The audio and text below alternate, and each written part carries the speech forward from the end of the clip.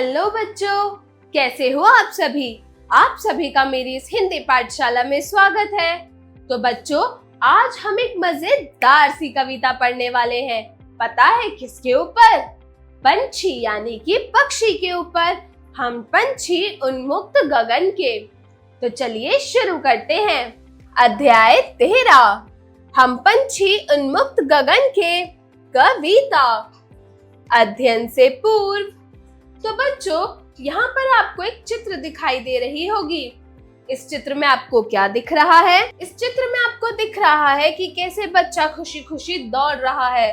पंछी अपनी आजादी से कैसे इस खुले गगन में, इस खुले आकाश में उड़ रहे हैं। सूरज, ऐसा लग रहा है कि सूरज कितना खुश है। और यहाँ पहाड़, पेड़, झाड़ियाँ, फूल इत्यादि चीजें भी दिख रही हैं। उपरोक्त चित्र को दिखाकर शिक्षक शिक्षिका बच्चों को स्वतंत्रता और पराधीनता का अर्थ समझाएं। आप बच्चों इस चित्र को ध्यान पूर्वक देखिए और इससे स्वतंत्रता और पराधीनता, कैसे पक्षी स्वतंत्रता से, आजादी से इस खुले आकाश में, खुले गगन में उड़ रहे हैं। और इस कविता का मूल तत्व है, प्रस्तुत पाठ में पंछियों के माध्यम से दर्शाया गया है कि स्वतंत्रता सभी को प्रिय होती है। तो जो आप कविता पढ़ने वाले हो, इस कविता में ये बताया गया है पंछियों के माध्यम से, मतलब पक्षियों के माध्यम से आपको बताया गया है कि स्वतंत्रता सबको अच्छी लगती है, स्वतंत्रता सबको प्रिय होती है। तो चलिए अब हम इस कविता को पढ़ना शुरू करते हैं। हम पंछी उन्मुक्त गगन के पिंजराबंद ना गा पाएंगे, कनक तिल्लियों से टकराकर पुलकित पंख टूट जाएंगे। हम बहता जल पीने वाले मर जाएंगे भूखे प्यासे, कहीं भली है कटुक निबोरी कनक कटोरी की मैदा से। इसमें बताया है कि जो हम पंछी होते हैं, हम इस उन्मुक्त गगन के हैं, हम इस खुले आकाश के हैं। हम पिंजरे में बंद होकर गा नहीं पाएंगे।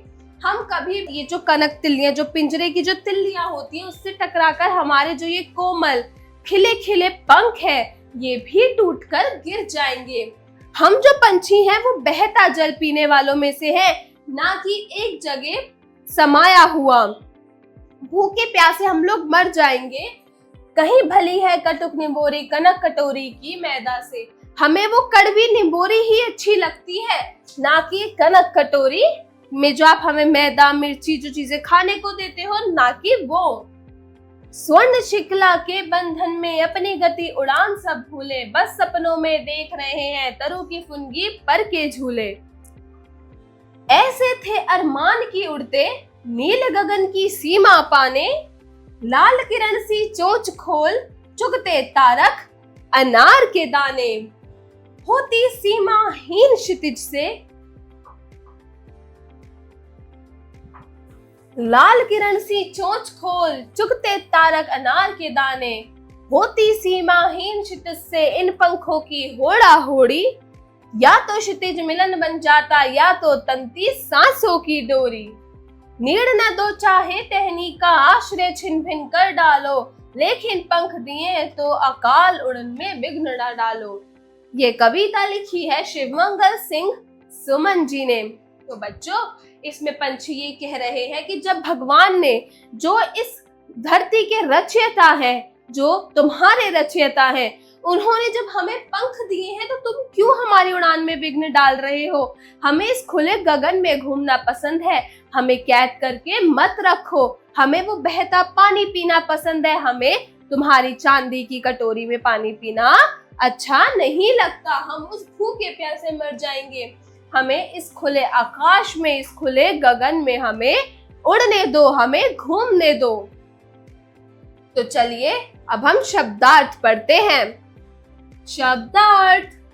पंछी मतलब पक्षी, कटुक मतलब कड़वी, फुनगी मतलब पतली टहनी, उन्मुक्त मतलब खुला स्वतंत्र, निबोरी मतलब नीम का बीज, कनक तिल्लियां मतलब सोने की डंडियां, श्रृंखला मतलब जंजीर या फिर कड़ी। स्वर्ण मतलब सोना धातु। क्षितिज मतलब धरातल का वह भाग, इस धरती का वह भाग जहां धरती आसमान परस्पर मिलते हुए दिखाई देते हैं, जहां पर ये धरती और आसमान आपको दोनों मिलते हुए दिखाई देते हैं, उसे हम क्षितिज कहते हैं। उच्चारण करें। तो बच्चों, यहाँ पर आपको कुछ शब्द दिए गए हैं, आपको इन शब्दों को ध्यान से पढ़ना है और इन शब्दों का सही सही उच्चारण करना सीखना है। तो चलिए मेरे साथ इन शब्दों का उच्चारण कीजिए। पिंजरबद्ध, स्वर्ण श्रृंखला, आश्रम, विघ्न, उड़ान, उड़ान। तो चलिए बच्चों, जो कविता अब हमने पढ़ी, अब हम उसका थोड़ा सा अभ्यास करते हैं, मतलब कि अभ्यास कार्य शुरू करते हैं। तो चलिए मेरे साथ इस कविता का अभ्यास कार्य कीजिए।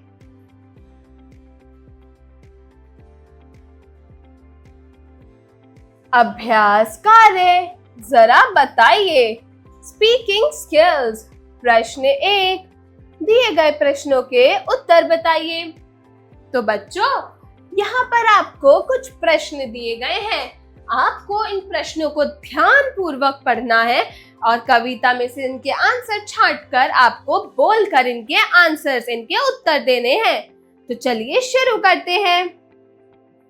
क, पंछी कहाँ उड़ना चाहते हैं? तो पंछी इस खुले गगन में, यानी कि इस खुले आकाश में गाना चाहते हैं। ख, आसमान में कौन नहीं गा पाएगा?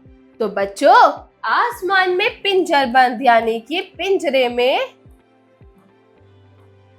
बंद पंछी नहीं गा पाएंगे।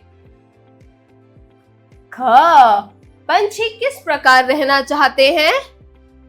पंछी खुले आसमान में उड़ते हुए रहना चाहते हैं। घ, किस चीज को पंछी खाना पसंद करते हैं? किस चीज को? वेरी गुड, कटक निम्बोरी, नेबोरी को। ड़ा, यदि पंछियों के पंख टूट जाएं तो वे क्या नहीं कर पाएंगे? वेरी गुड, अगर पंछियों के पंख टूट जाए तो वह उड़ नहीं पाएंगे।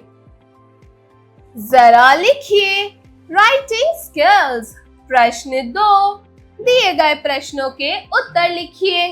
तो बच्चों, यहाँ पर आपको कुछ क्वेश्चन, कुछ प्रश्न दिए गए हैं, आपको इन प्रश्नों को ध्यान से पढ़ना है और इसके आपको सही सही उत्तर लिख कर देने हैं। तो चलिए शुरू करते हैं। क, पिंजरे में बंद होकर पंछी क्यों नहीं रहना चाहते? बताओ। वेरी गुड, तो पिंजरे में बंद होकर पंछी इसलिए नहीं रहते क्योंकि पिंजरे में बंद होने के बाद वो अपने उड़ने की गति को भूल जाते हैं, इसलिए पंछी पिंजरे में बंद होकर नहीं रहना चाहते। ख, पंछी हमसे क्या निवेदन करते हैं? तो पंछी हमसे कहते हैं कि भले ही उन्हें नीड़ ना दो, उनको उनके टहनी का आश्रय भी छिन भिन कर दो, लेकिन अगर उनको पंख दिए हैं तो उनकी आजादी, उनके उड़ने की आजादी उनसे मत छीनो। ग, पिंजरबद्ध पंछी किन स्वप्नों में खोया रहता है? जो पंछी पिंजरे में कैद होता है वो किस सपने में खोया रहता है? वेरी गुड, तो जो पिंजरबंद पंछी है, जो पिंजरे में कैद पंछी है, वो हमेशा उड़ने के सपने ही देखता रहता है। वो इस खुले गगन में उड़ने की ही चीजें देखता है कि कैसे वो खुला बहता पानी पी रहा है, कैसे वो इस खुले आसमान में उड़ रहा है, कैसे वो इस आजादी को जी पा रहा है। वो सिर्फ इन्हीं ही स्वप्नों में खोया रहता है। कौन से अरमानों को लेकर पंछी जीता है? तो पंछी इस अरमान में जीता है कि जैसे पेड़ की टहनी पर लगा झूला झूलकर गगन को छूने की चाह हर एक व्यक्ति में होती है, ऐसे ही जब इनको पंछियों को पंख मिले हैं तो इन्हें अपने उन पंखों से उड़कर गगन में खुल के जीने की आजादी क्यों नहीं है। बस इन्हीं अरमानों को लेकर पंछी जीता है। प्रस्तुत कविता में पंछी की तुलना किससे की गई है? तो बच्चों, प्रस्तुत कविता में पंछी की तुलना किससे की गई है? वेरी गुड, इंसानों से। तो जो कविता आपने पढ़ी उस कविता में पंछी की तुलना इंसानों से की गई है। चलिए अब अगले प्रश्न को देखते हैं। प्रश्न 3, कविता की पंक्तियों को पूरा कीजिए। तो बच्चों, यहाँ पर आपको कुछ कविता दे रखी है, कुछ कविता की पंक्तियां दे रखी हैं, जैसे कि क हम पंछी जाश पाएंगे, कनक डैश जाएंगे। ख स्वर्ण डैश फूले, बस डैश झूले। ग नीड न दो डैश डालो, लेकिन डैश न डालो। तो आपको ये दिए गए रिक्त स्थानों में इन पंक्तियों में दिए गए शब्दों व वाक्यों को लिखकर इन पंक्तियों को पूरा करना है। इसका जवाब भी आप लोग अपनी अपनी बुक्स या नोटबुक्स में लिखेंगे। चलिए अब हम अगले प्रश्न की ओर बढ़ते हैं। तो प्रश्न 4, सही मिलान कीजिए। तो बच्चों, यहाँ पर आपको कुछ शब्द दिए गए हैं, आपके उनके सही शब्दों से उनका मिलान करना है। तो चलिए शुरू करते हैं। क नीड़ मतलब घोंसला। ख आश्रय, आश्रय का मतलब क्या होता है? वेरी गुड, बसेरा। ग सीमाहीन मतलब धरती। घ क्षितिज मतलब व्याघ्र। ड़ चिन्ह, चिन्ह मतलब बंधन से युक्त, तो हम इसको बंधन से युक्त मिलाएंगे। जरा सोचिए, क्रिटिकल थिंकिंग। प्रश्न 5, आजादी सभी को प्रिय होती है। आपके लिए आजादी का क्या महत्व है? अपने शब्दों में अभिव्यक्त कीजिए। आजादी सभी को पसंद होती है। आप किस चीज को आजादी मानते हैं? आपके लिए आजादी का सही मतलब क्या है? आपके लिए आजादी का क्या महत्व है? आप इस कथन को अपने शब्दों में अभिव्यक्त कीजिए, अपने अपने शब्दों में लिखिए अपनी अपनी नोटबुक्स में।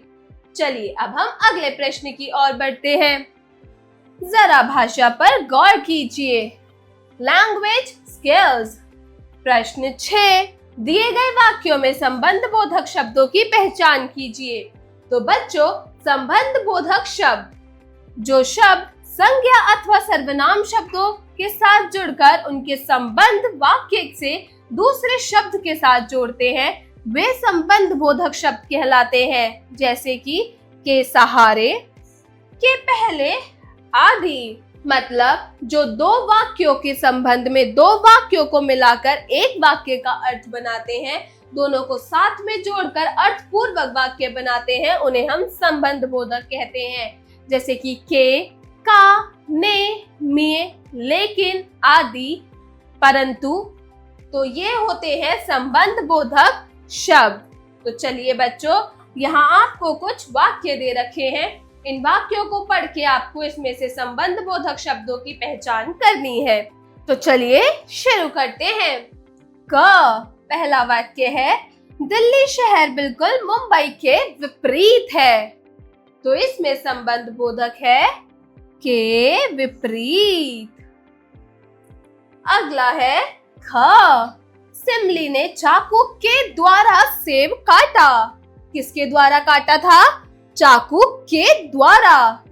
तो ये के द्वारा भी संबंध बोधक शब्द है। अगला है ग, तेज आंधी के साथ बारिश होने लगी। तो इस वाक्य में संबंध बोधक शब्द कौन से हैं? वेरी गुड, के साथ। घ, राहुल छत के नीचे खड़ा। इसमें संबंध बोधक शब्द है के नीचे। अगला है प्रश्न 7। दिए गए वाक्यों में विशेषण शब्दों को रेखांकित करके लिखिए। तो बच्चों, यहाँ पर आपको कुछ वाक्य दे रखे हैं। इन वाक्यों को पढ़ के आपको विशेषण शब्द छांटने हैं।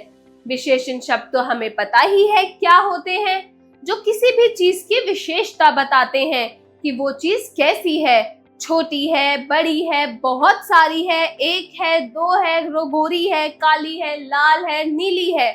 इन शब्दों को हम विशेषण शब्द कहते हैं। ये शब्द विशेषण शब्द होते हैं। तो चलिए अब हम इन वाक्यों को, दिए गए वाक्यों को पढ़ते हैं और इसमें से विशेषण शब्दों का पता करके उनको रेखांकित यानी कि उनके नीचे रेखा खींचकर उन शब्दों को अलग करते हैं। तो चलिए शुरू करते हैं।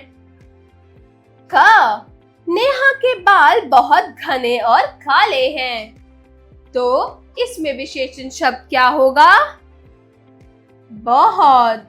ख, राहुल की कुर्सी इतनी हल्की है कि कोई भी उसे उठा ले। इसमें विशेषण शब्द क्या है? हल्की। ग, आसमान में गहरे नीले बादल छा गए। इसमें क्या है विशेषण शब्द? गहरे। घ, राम कुमार सबसे ताकतवर पहलवान है। इसमें विशेषण शब्द क्या होगा? वेरी गुड, सबसे। तो बच्चों चलिए अब हम लोग अगले प्रश्न की ओर बढ़ते हैं। प्रश्न 8।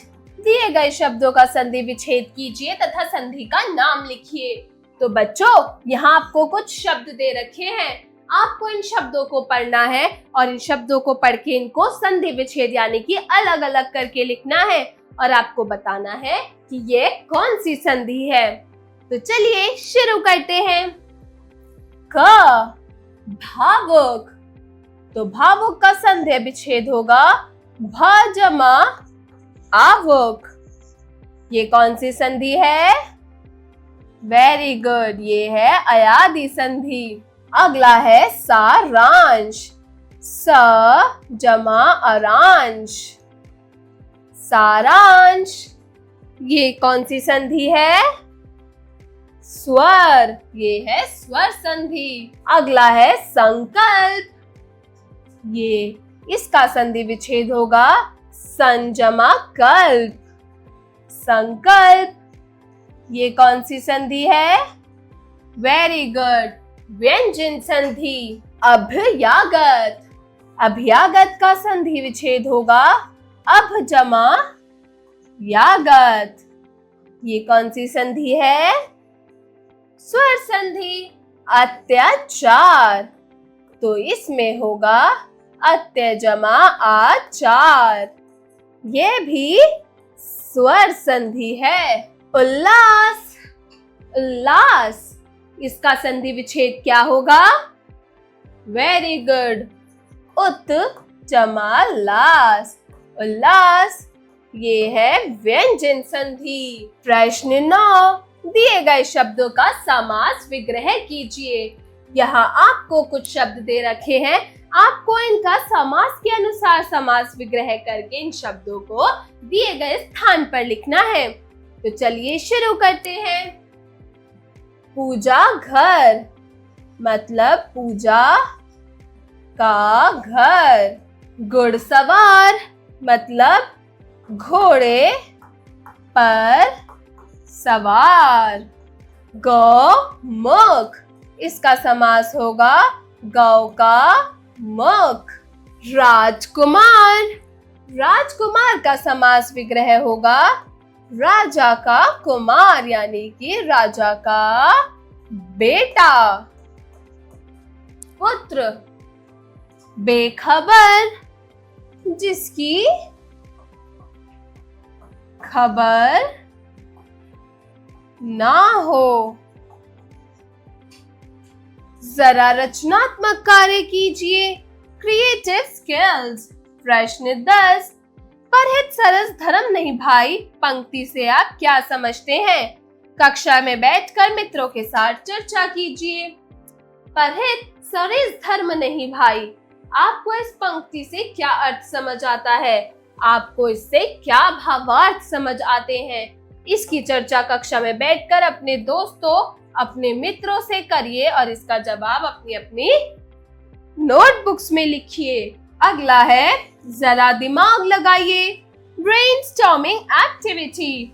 प्रश्न 11, प्रस्तुत कविता में कवि ने पक्षियों पर अधिक जोर दिया है। पक्षियों की दी गई विभिन्न प्रजातियों को देखकर पहचानिए कि कौन सी प्रजाति विलुप्त प्राय है, उनके नाम भी लिखिए।